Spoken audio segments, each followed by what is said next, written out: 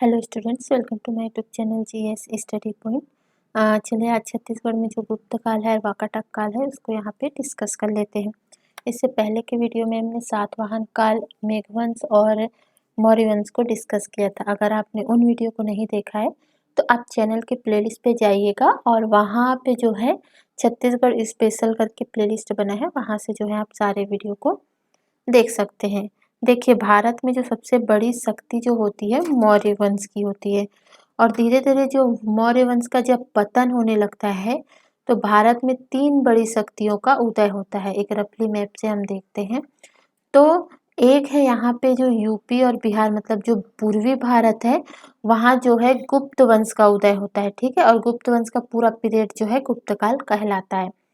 नीचे जो दक्षिण की साइड पे है, दक्षिण की साइड पे जो है आपके वाकाटक वंश का जो है उदय होता है। तो दक्षिण भारत में जो है वाकाटक वंश का जो है उदय होता है। और ये जो मध्य भारत है, मध्य प्रदेश और छत्तीसगढ़ वाला जो एरिया है, वहाँ पे नल नाग वंश जो है शासक का उदय होता है। क्लियर है इतना? और जिसमें जो है सबसे बड़ा जो काल होता है वो होता है आपके गुप्त काल का। तो देखिए, गुप्त काल का तो जो है स्थापना श्रीगुप्त के द्वारा की गई थी। उसके बाद बहुत से ऐसे राजा आए, जैसे चंद्रगुप्त प्रथम। तो उस जब समुद्रगुप्त का काल आता है तो उनके काल का प्रभाव जो है छत्तीसगढ़ में जो है देखने को मिलता है। ठीक है, इससे पहले बहुत से शासक गुप्त काल में आए हैं, लेकिन छत्तीसगढ़ में समुद्रगुप्त के टाइम पे जो है प्रभाव देखने को मिलता है। इसलिए हम जो है छत्तीसगढ़ में समुद्रगुप्त से स्टार्ट करते हैं, क्योंकि इसी टाइम से जो है छत्तीसगढ़ का इतिहास पे प्रभाव पड़ा था।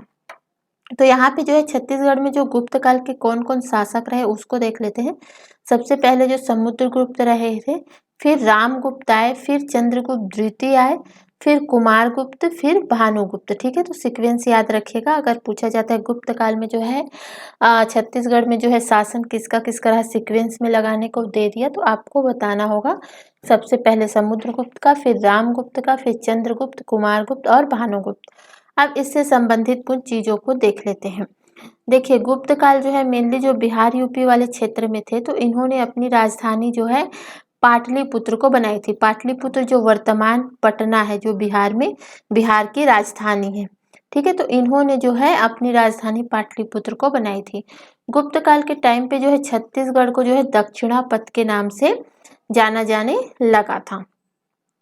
आगे देखते हैं तो समुद्रगुप्त ने जो दक्षिण कौशल के राजा जो महेंद्र वर्मन को जो है पराजित किया था। ठीक है, ये जो है महेंद्र वर्मन जो है वाकाटक काल के थे। ठीक है, तो इन्होंने जो है कौशल कर लीजिएगा, तो महेंद्र वर्मन को इन्होंने जो है पराजित किया था। और इसके बाद जो है इन्होंने जो नल वंशी शासक जो मध्य भारत में थे, उनके जो व्याघ्र राज थे उनको पराजित किया। और इसका जो वर्णन हमें कहाँ देखने को मिलता है, तो हरिसेन की जो प्रयाग प्रशस्ति है उसमें जो है ये इसका वर्णन देखने को मिलता है। ठीक है, और समुद्रगुप्त को जो है व्याघ्रहंता कहा जाता है। क्यों? क्योंकि इन्होंने जो नलवंशी शासक है व्याघ्रराज को जो है हराया था। आगे देखते हैं और कुछ साक्ष्य देख लेते हैं। जैसे कोपेरा है, कोपेरा जो गरियाबंद में स्थित है। ठीक है, वहाँ जो रूपावती जो समुद्रगुप्त की पत्नी थी, उसकी जो है प्रशासन सामग्री जो है प्राप्त हुई है। कहाँ से? कोपेरा से। ठीक है, आगे देखते हैं रामगुप्त की हत्या जो है चंद्रगुप्त। देखिए, समुद्रगुप्त के बाद जो है रामगुप्त जो है क्या बनते हैं? शासक बनते हैं। लेकिन इनकी हत्या करके जो चंद्रगुप्त द्वितीय जो है क्या बन जाते हैं? शासक बन जाते हैं। और उनकी जो रामगुप्त की जो वाइफ होती है ध्रुव स्वामिनी, उनका जो है उनके साथ जो है ये विवाह कर लेते हैं। कौन? चंद्रगुप्त द्वितीय। ठीक है, आगे देखते हैं। देखिए, जो चंद्रगुप्त द्वितीय है और जो ध्रुव स्वामिनी है, ठीक है, इनकी जो पुत्री होती है प्रभावती, उनका विवाह जो है वाकाटक वंश का जो नरेश होता है रुद्रसेन, आगे हम देखेंगे वाकाटक वंश को, उसके साथ जो है विवाह हो जाता है। किनका? प्रभावती का। और प्रभावती कौन होती है? चंद्रगुप्त द्वितीय और ध्रुव स्वामिनी की पुत्री होती है। ठीक है, अब जो प्रभावती और रुद्रसेन के विवाह होने के उनके पुत्र होते हैं प्रवरसेन। ठीक है, जैसे ही रुद्रसेन की मृत्यु होती है तो प्रवर सेन और प्रभावती पे जो है शासन का भार आ जाता है। प्रवर सेन अल्प आयु के होते हैं, इसलिए जो है शासन तौर पे जो है संरक्षिता के तौर पे प्रभावती जो है शासन करती है। ठीक है, चंद्रगुप्त द्वितीय जो है प्रवर सेन को शिक्षा के दिलाने के लिए जो है कालिदास को जो है उनके पास भेजते हैं। ठीक है, प्रवर सेन के पास जो है कालिदास को भेजते हैं। और किसने भेजा था, क्वेश्चन पूछा जाए तो चंद्रगुप्त द्वितीय ने। ठीक है, और जैसे ही कालिदास जो है प्रवर सेन से मिलने जाते हैं तो रास्ते में रामगढ़ की पहाड़ी पड़ती है। ठीक है, तो वहां पे जो है कालिदास जो है मेघदूत की रचना करते हैं। पूछा जाता है कि मेघदूत की रचना किसके द्वारा की गई, तो कालिदास की। और कहाँ की, तो रामगढ़ पहाड़ी, वही जो सरगुजा में स्थित है। गुप्त काल के टाइम पे जो है बस्तर को एक नाम दिया गया था महाकांतार।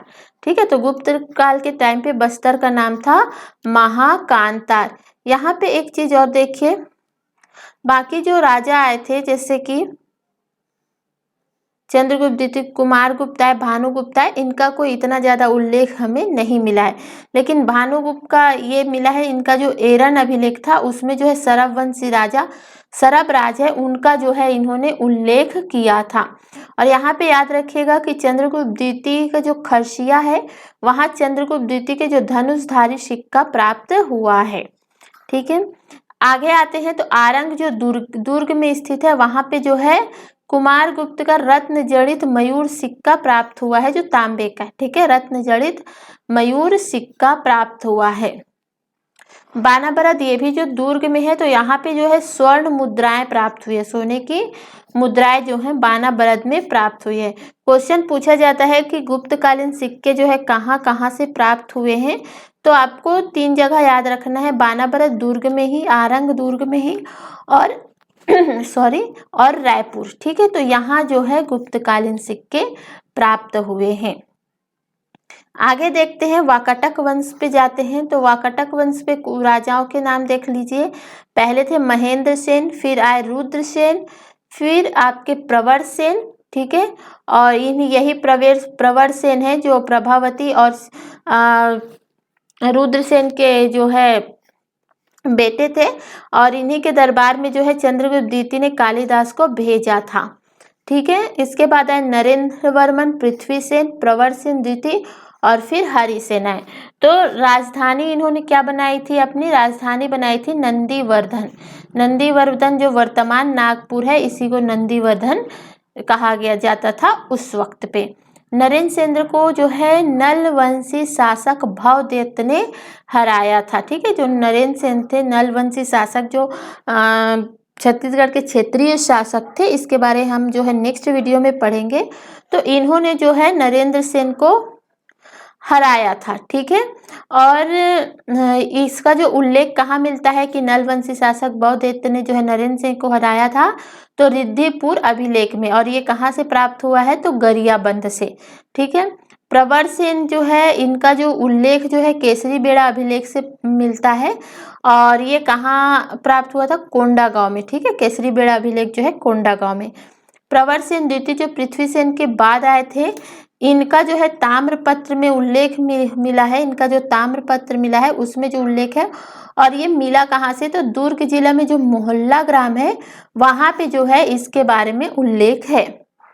ठीक है, तो चलिए वीडियो यहीं खत्म करते हैं, और नेक्स्ट वीडियो में जो है हम पूरा जो छत्तीसगढ़ के जो क्षेत्रीय शासक रहे हैं उसको कंप्लीट कर लेंगे। नेक्स्ट वीडियो से आपकी जो छत्तीसगढ़ की एंशियंट हिस्ट्री है वो खत्म हो जाएगी। फिर उसके बाद जो है हम छत्तीसगढ़ का जो मध्यकालीन इतिहास है उसको जो है आगे डिस्कस करेंगे। फिर हम जो है आधुनिक काल पे आ जाएंगे, तो जल्दी जल्दी से ही हम जो है आपके छत्तीसगढ़ की हिस्ट्री को ख़त्म कर लेंगे। और जितना आपको पढ़ाया जा रहा है उतना ही पढ़िएगा, इससे ज़्यादा आपके क्वेश्चंस नहीं बनेंगे। ठीक, तो थैंक यू फॉर वॉचिंग।